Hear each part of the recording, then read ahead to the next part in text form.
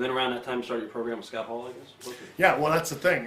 What happened was they took the 6 weeks off, came back, and what I did was go to WrestleMania and have the ladder match, and the match that made me famous. So That's what I was going to ask you. I not only took the 6 weeks off, but I came back and What are your shoved memories it, of and that shoved it match? in his face.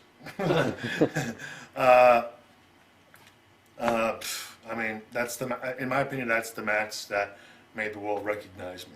And it was great to be out there with my buddy, that's a friend of mine. It was great that it was our idea. It was great that it was a match that nobody was sure about. It was great that it was a match. It was put on a pay-per-view that wasn't really billed as being anything huge or spectacular, and that when WrestleMania 10 was over with, that's the only match you can really remember that was on that show. Right. So that's one of the definitely the big highlights of my career.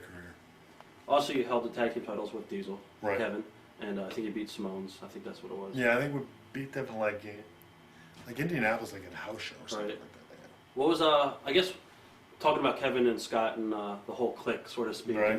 I don't know if Shawn was in at the time. Shawn Waltman, was he there at the time? I don't Yeah. think- Oh yeah. Okay. Yeah. 'Cause when Scott was there, he was the one who beat Scott. And, Oh yeah, okay, that's Yeah. right, that's right. Well, there was no Cliq without the kid. Right, that's That true. wouldn't be complete, I don't think. What is the biggest misconception about the whole entire Cliq? And you know, you've heard stories. Well, what's the biggest misconception about the Cliq, first of all?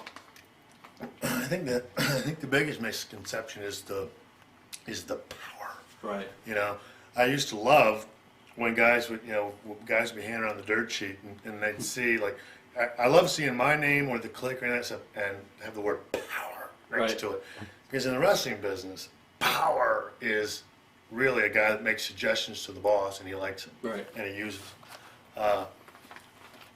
You know, I mean, and that's really what it is. You just go to him and go, hey, I got an idea for an angle. Right.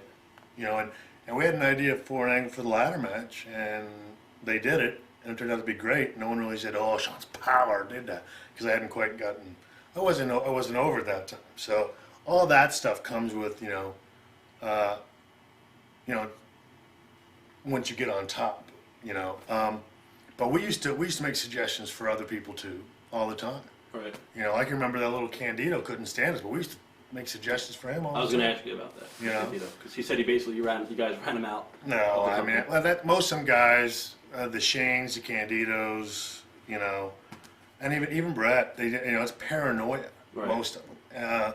And it's not being able to look yourself in the mirror and say, you know what, either I'm losing it or I don't have it, or, something's not flying right, because it's not anything that we ever did. We, me or Kevin, we can't run nobody out. That's Vince's decision, and most of the time what bothers Vince the most is the guys that get caught up in that crap. Right.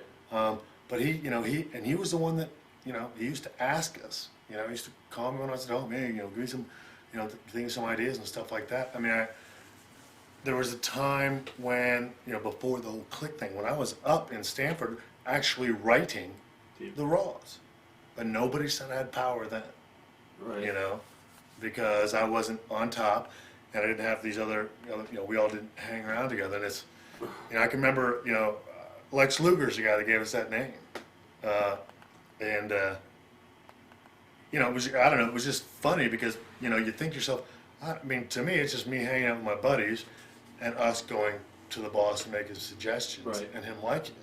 But then with the whole wrestling underground media and the boys, again, in this business is the biggest denial rate of any business around.